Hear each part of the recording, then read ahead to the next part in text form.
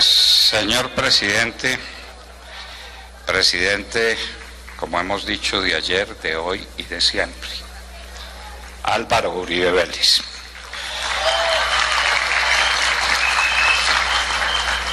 Señores convencionistas,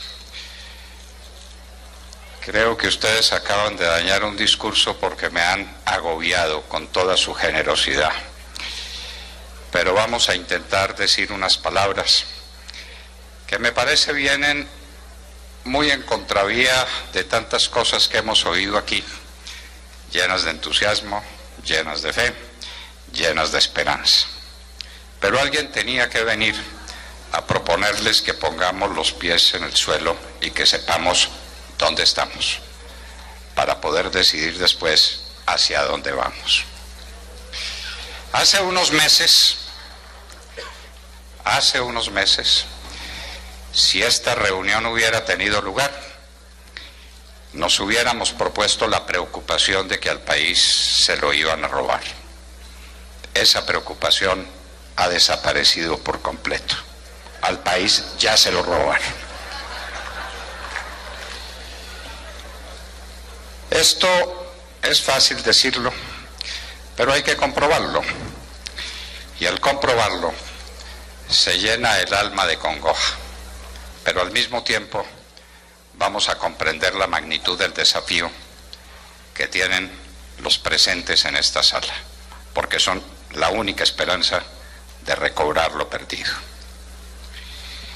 Lo primero que se robaron estos ladrones fue nada menos que un plebiscito. Esto no tiene antecedentes en la historia. Algo conozco de la historia política del mundo en el último tiempo. Un hombre como Charles de Gaulle perdió un plebiscito y se fue para su finca, casa en Colombey-de-Deux-Églises, a esperar la muerte.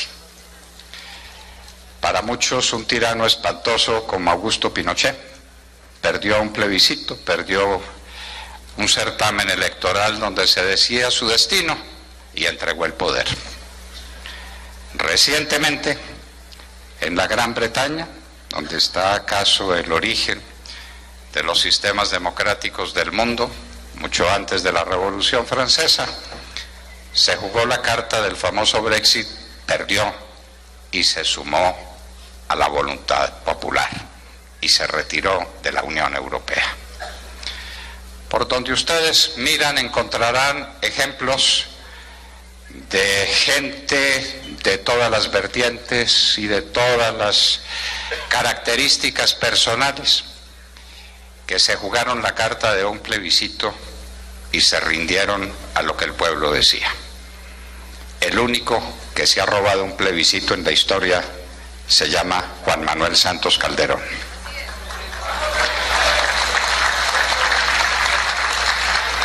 Y eso no es poca cosa, queridos amigos, porque el plebiscito no se lo robaron para nada. El plebiscito se lo robaron para entregarle la nación entera a una cáfila de bandidos que son los miembros de las FARC. Y miren ustedes cómo se suman estas cosas para comprender que no hago literatura cuando digo que al país se lo robaron. ¿Dónde está el poder legislativo del país?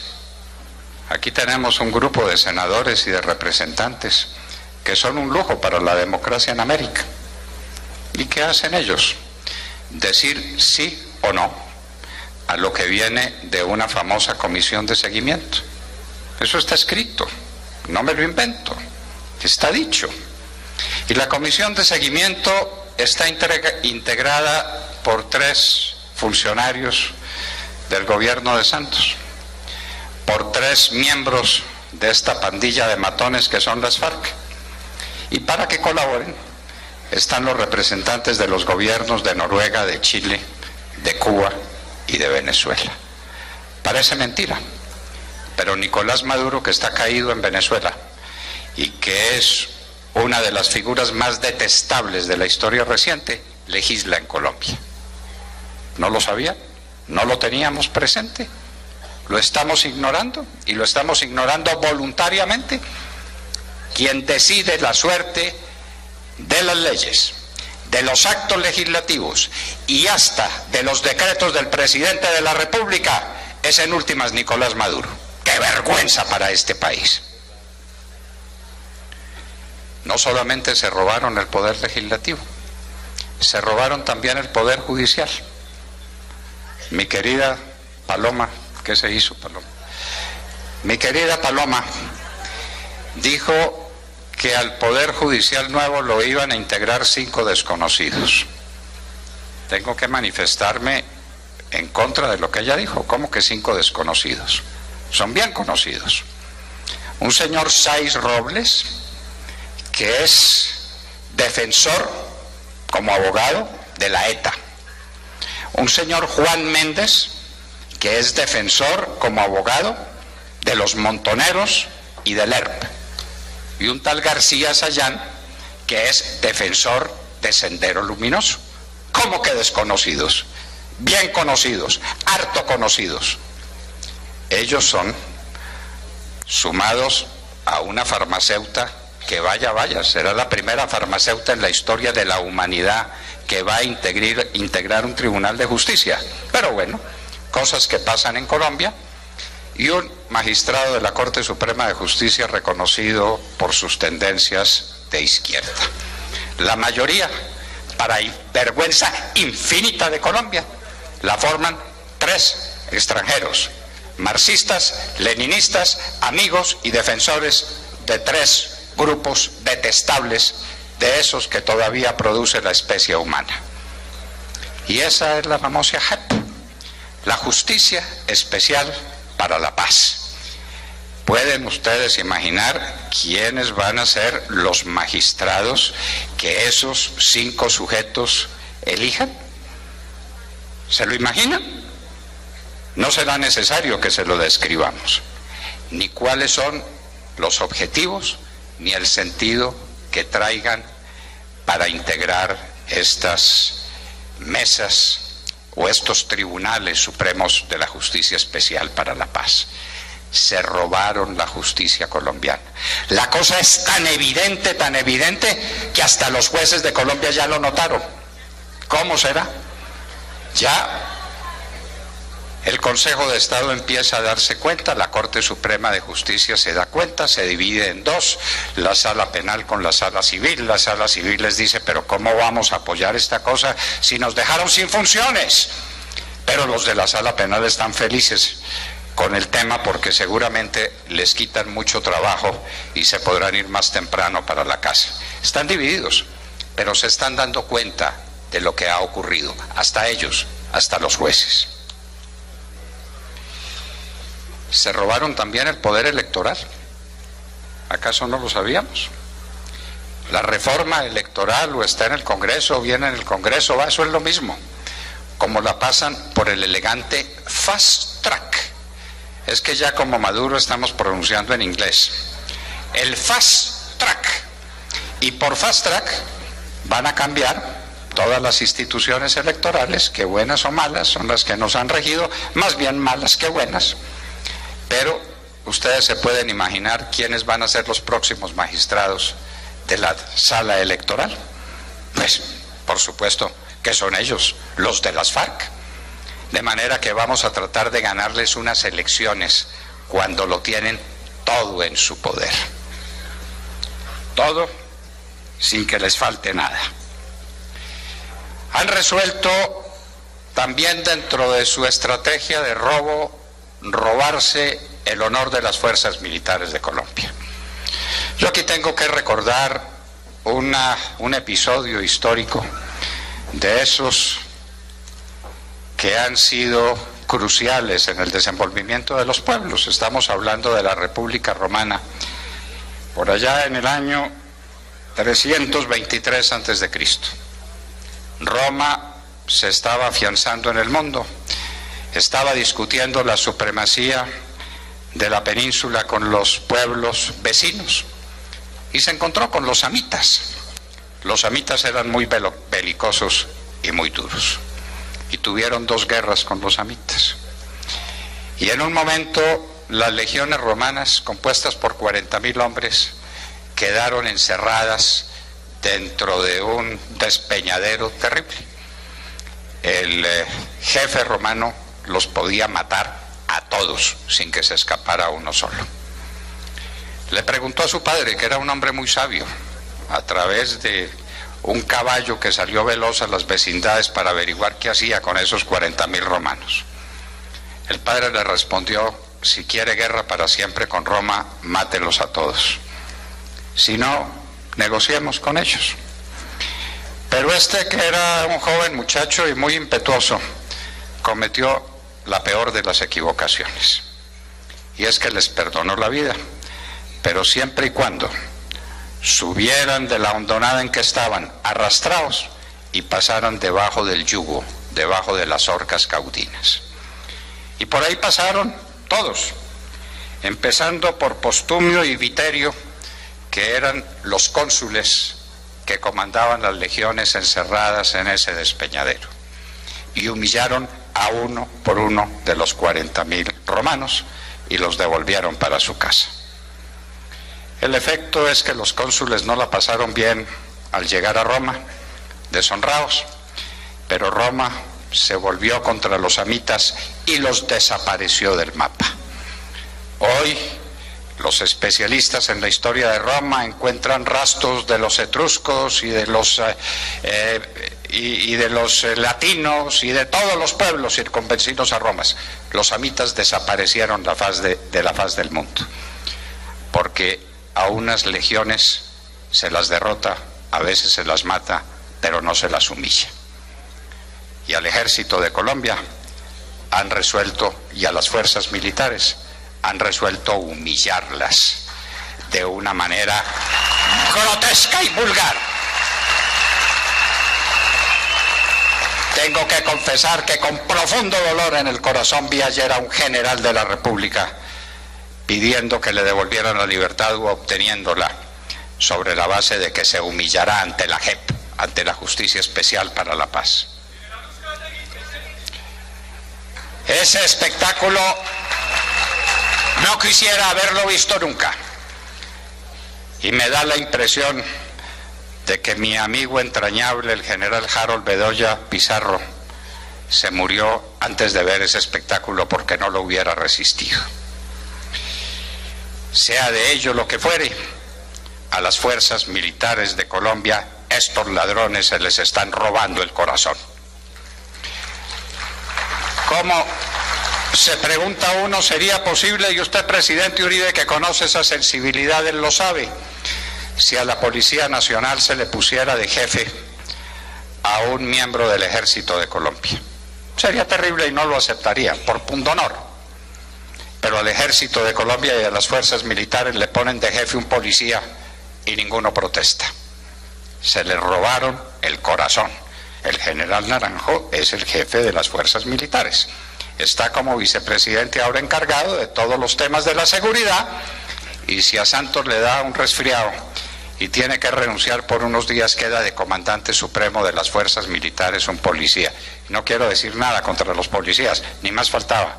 Saben ellos cuánto los quiero y cuánto los respeto, pero no pueden ser comandantes de las fuerzas militares.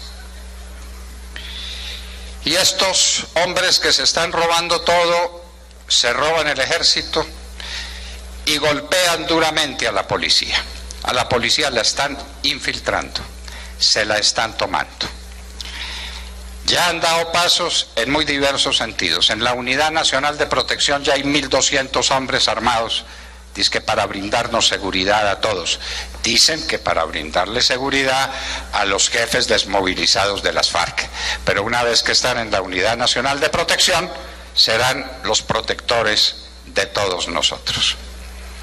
Ya llega al Congreso, espérenlo, distinguidos parlamentarios, el proyecto de ley por el cual se modifica toda la estructura de la vigilancia privada en el país, para darle paso a las FARC y para que las FARC se tomen la vigilancia privada.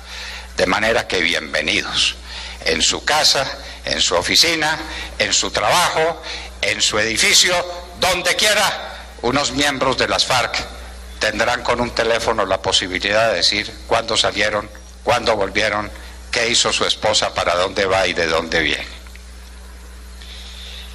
Y finalmente el general Naranjo ya tiene comprometido todo para crear la policía rural. La policía en el campo va a ser la policía de las FARC, porque obviamente el general Naranjo ha sido propuesto para la vicepresidencia de la República por las FARC. Él es el vicepresidente de las FARC, para que entendamos claro. Un personaje de tan turbios recuerdos en la historia de Colombia. Hace poco le hicieron un reportaje y le preguntaron: bueno, ¿cómo es esto? Usted no era el encargado de la seguridad privada de los magistrados de la Corte Suprema de Justicia que asesinó el M-19 en asocio con Pablo Escobar. ¿Y usted no estuvo esa mañana hablando con el presidente de la Corte, el doctor Reyes Echandía? Digo, sí, yo estaba, efectivamente, pero salí de ahí a dar la voz de alarma y nadie me creyó.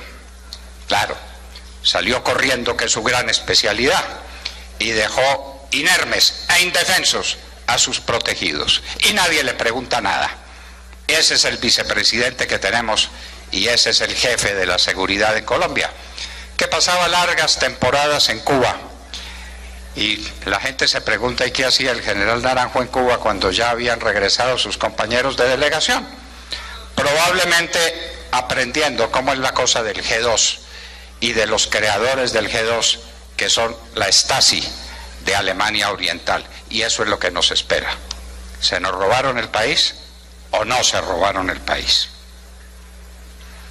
La Corte Constitucional está siendo elegida en estos momentos y los ternados tienen que llenar una primera condición: ser amigos del presidente. De manera que los amigos, pues del que era presidente, de manera que los amigos del señor Santos serán los que determinen si el señor Santos se equivocó o acierta en las decisiones que tome en el futuro. Buena garantía la que vamos a tener en la Corte Constitucional. Queridos convencionistas, se nos robaron la tierra, ya se la robaron. No les voy a decir que es que hay una reforma agraria en ciernes y que esa reforma agraria supondrá la expropiación o la pérdida por extinción de dominio de 3 millones de hectáreas. Les digo que la reforma agraria ya se hizo. La economía es una ciencia de expectativas.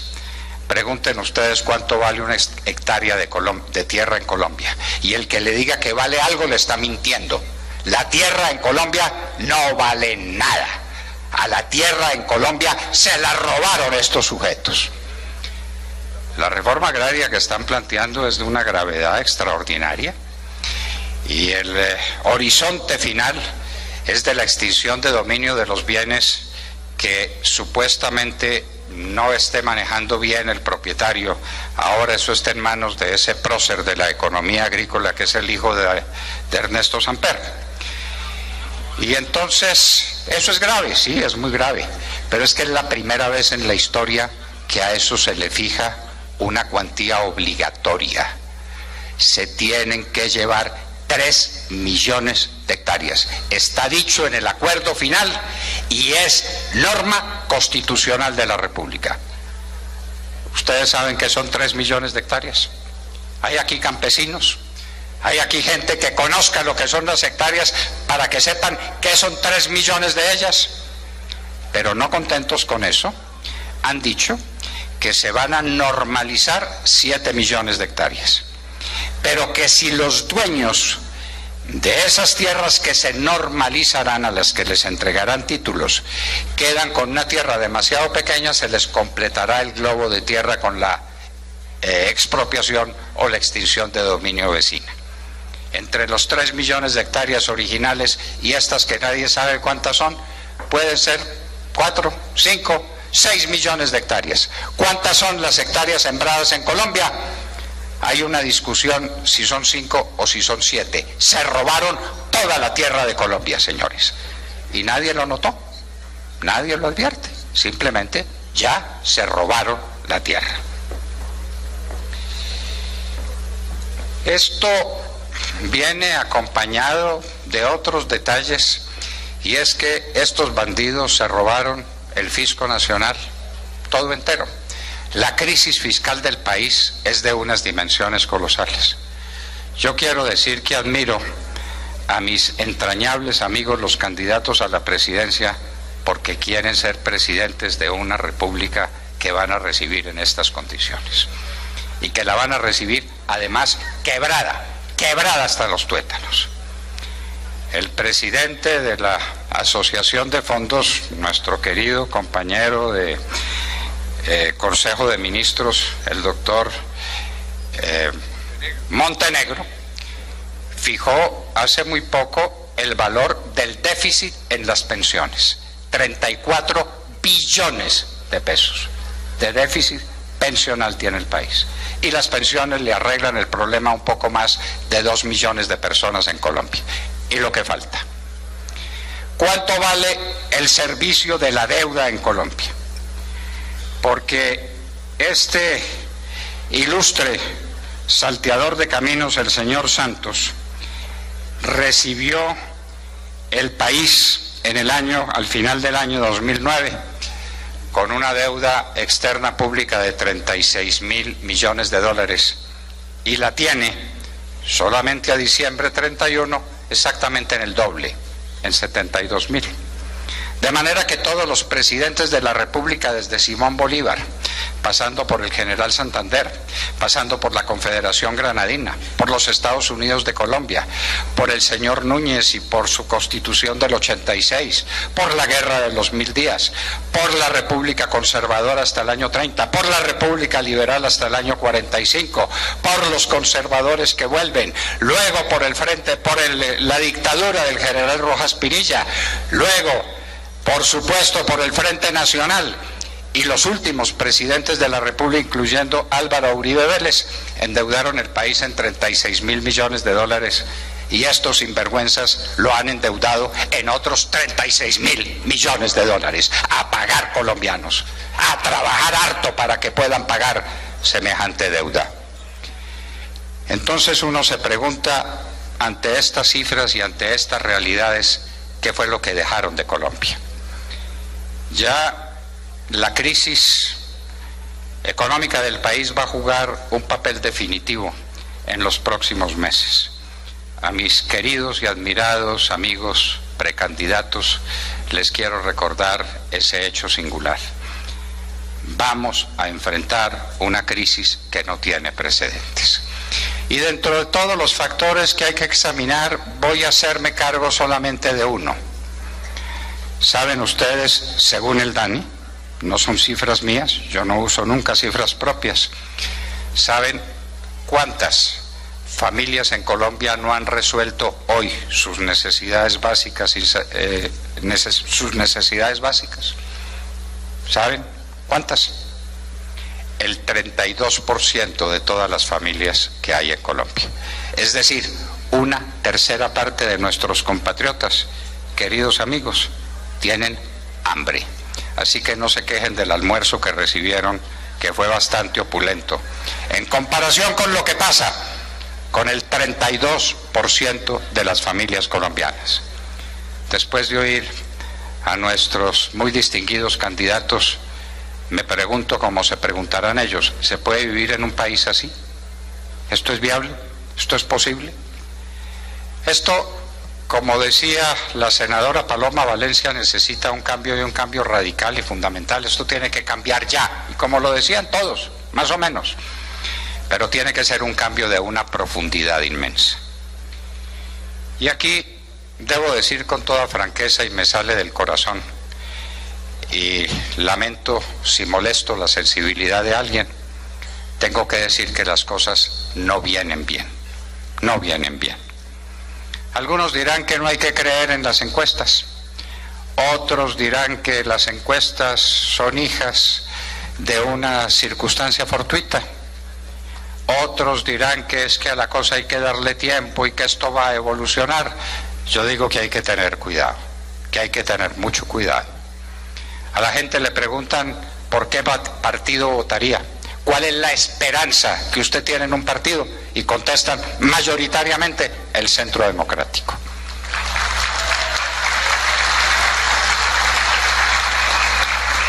Pero cuando la pregunta se desenvuelve y va a las personas, a los excelentes candidatos del Centro Democrático, ocupan ellos un lugar lamentable en las mismas encuestas. Algo está pasando, algo que no puede seguir pasando, porque hay una cosa que no puede suceder en Colombia, es que se pierdan las elecciones del 2018. No se puede perder.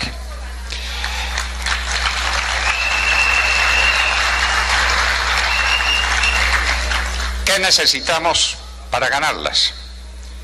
En mi opinión, espero no molestar también, un programa único del Centro Democrático.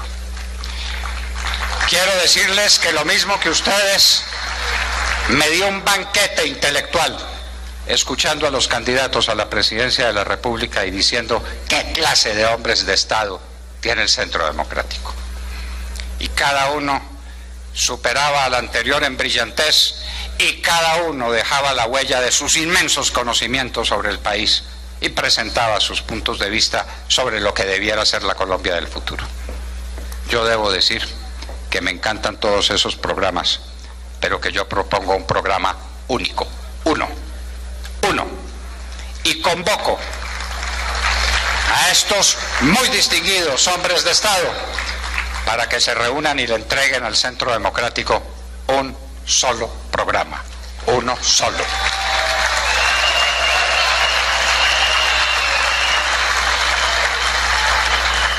No sé qué tan complicado resulta y no me importa. Uno llega a veces a cierta edad y en ciertas condiciones en que ya lo tienen sin cuidado los detalles. Lo único que sé es que esto tiene que llegar. Y ese proyecto político del Centro Democrático queda claro de todo lo que aquí se ha dicho.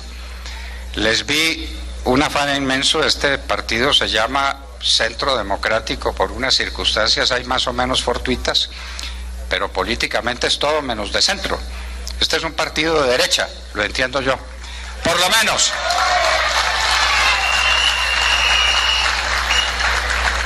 Yo me declaro sin ninguna vergüenza de derecha dentro de esta confrontación política moderna.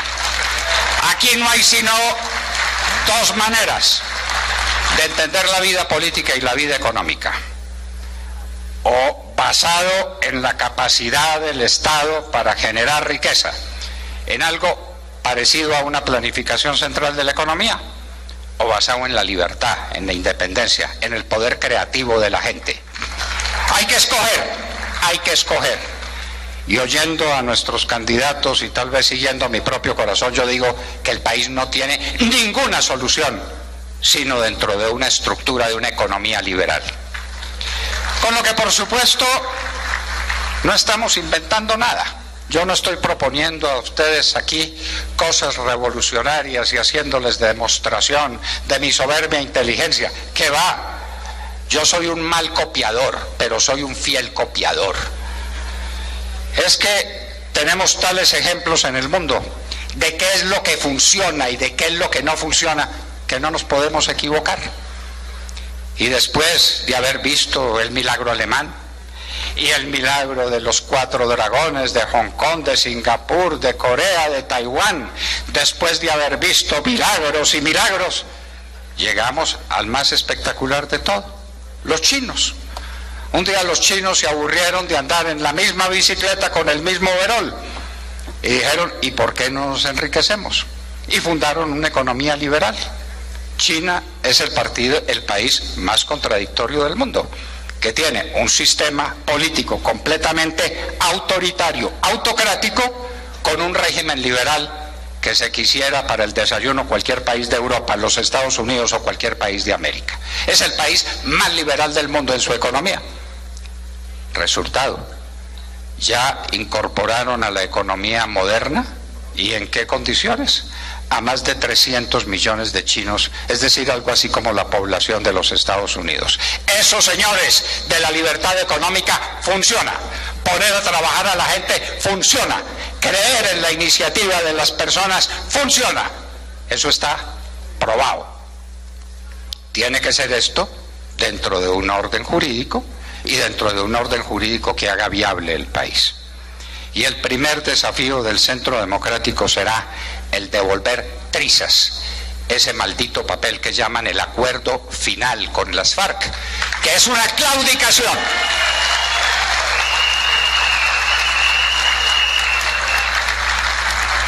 Y que no puede subsistir. Y yo no toleraría, dentro de mi discurso, por supuesto, dígame, y con plena tolerancia por la contradicción, que en eso he vivido toda mi vida, que alguien me diga, no, es que ese papel de las 312 páginas, me parece ya, las he leído tantas veces que se me olvidó el final, 312, es que hay algunas cosas buenas, no hay nada bueno, porque señores, aquí hay que darle espacio a la filosofía y a la concepción estructural de los documentos y de las posiciones. Y ese papel en su conjunto, estas 312 páginas, es basura, fruto de un robo, del robo que le hicieron al plebiscito, es decir, a la voluntad popular. Y aquí no puede haber condescendencia, aquí no puede haber claudicaciones, aquí no puede haber medias tintas. Y que lo sepan, ¿van a tolerar las 312 páginas? La respuesta tiene que ser no. No las vamos a tolerar. Y desde luego, ¿quieren las FARC entregar las armas? Bienvenido. Que no se les olviden los niños, que nos devuelvan los niños, que nos devuelvan los secuestrados, que nos devuelvan la tierra, que nos devuelvan los 10.000 millones de dólares que, según un observador tan poco comprometido con nosotros que se llama The Economist, calcula la fortuna de estos bellacos. De manera pues que si lo quieren devolver, bienvenidos. El presidente Uribe es especialista en recibir las armas de bandidos arrepentidos. Aquí el presidente, que dice que es muy belicoso y muy enemigo de la paz, recibió armas 60 y cuantos mil. Inicialmente 19.000. No, y después, todos, más de 60.000. Más de 60.000 hombres en armas las entregaron ante el gobierno del presidente Uribe, y el presidente Uribe es enemigo de la paz. En cambio, aquí estamos dentro de los amigos de la paz, que nos han permitido cosas importantes. Mire usted cómo uno tiene que buscarle ventajas inclusive a los peores oprobios. Supimos al fin cuántos eran. ¿Cuántos eran? Por copas. Porque ahí están incluidos los amigos, los primos, las concubinas, todo eso está incluido y da 7.000. Eso es todo lo que tiene. Y ante 7.000 canallas se rindieron las fuerzas de la República. Eso no es posible. Eso no es posible.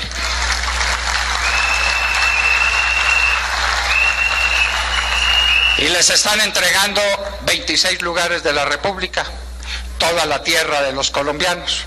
Pasa a ser de propiedad de ellos a través de todos estos mecanismos de exacción que están contemplados en el acuerdo final y que vienen contemplados también en la famosa ley agraria.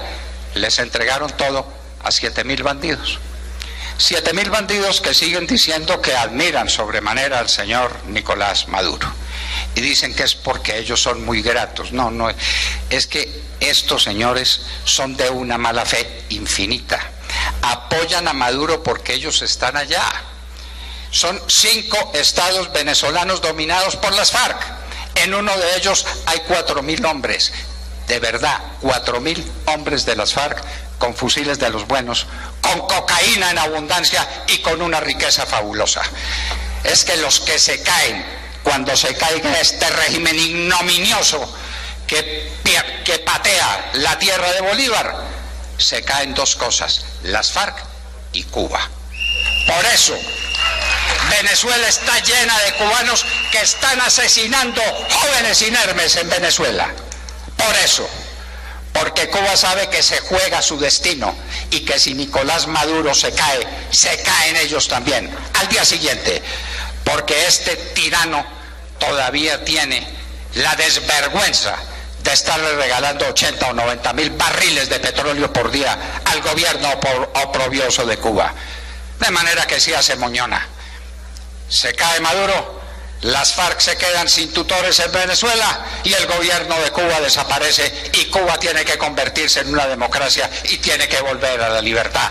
Demasiado, ¿no es cierto? Hay que mantener a Nicolás Maduro y por eso Márquez dice que siguen las FARC por un sentimiento de gratitud, admirando a Nicolás Maduro porque hizo posible la paz de Colombia. ¿Cómo les parece? La paz de Colombia no es posible ni será posible. El presidente Uribe lo sabe y lo ha repetido tantas veces, mientras en Colombia exista el narcotráfico. Lo demás es literatura, lo demás son tonterías. Si hay narcotráfico, si hay cocaína que se venda al exterior y que se venda en el país, tendremos violencia, tendremos muertos, tendremos tragedia en Colombia. Aquí me parece que no se dijo, tal vez se dijo y yo no lo escuché, que uno de los problemas más dramáticos que hay en Colombia es el de las famosas ollas o centros de distribución del microtráfico. Ese es un problema infinito. Están envenenando a nuestros jóvenes, están envenenando a nuestros niños, estos promotores de la muerte y promotores de todas las desgracias, estos canallas, bandidos de las FARC. ¿Cómo se les puede decir a unos hombres que hacen lo que hacen? ¿Con qué epíteto se puede tratar a unos sujetos que fueron capaces de prenderle fuego a la iglesia de Bojayá y a quemar vivos 119 personas, hombres, mujeres y niños? Distinguidos congresistas, no, grandísimos canallas. Con esto, amigos, repitiéndoles que aquí no he representado a la Dirección Nacional porque nadie me ha dado la vocería. Asumo yo la responsabilidad entera de mis palabras y sé muy bien que al fondo de todo este discurso me espera la JEP, pues que me espere y que me den la oportunidad de decirles que son una partida de canallas, que son jueces ilegítimos y que no acepto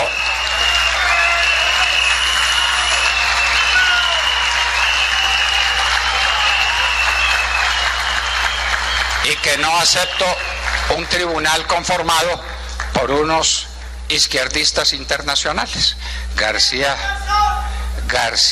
Sayán y el Juan, ¿cómo se llama? Juan Méndez y el otro, el Saiz Robles, se pueden quedar en España, en el Perú, en sus sitios de origen, en la Argentina, pero que no vengan a Colombia.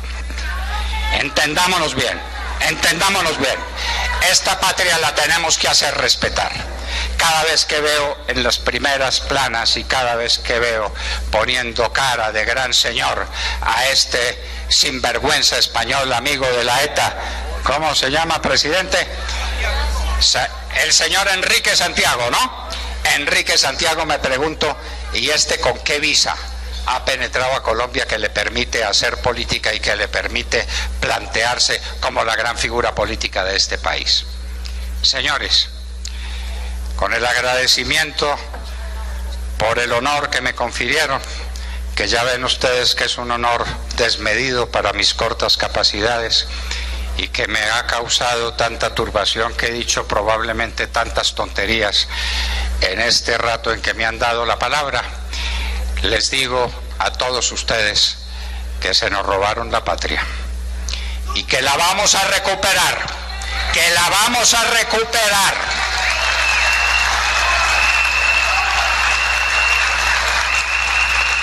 y que el camino que nos espera es un camino de los más difíciles, en el cual camino, como Churchill diría, no nos esperan sino sangre, sudor y lágrimas. Pero Colombia, señores, Colombia bien vale la pena. Muchas gracias.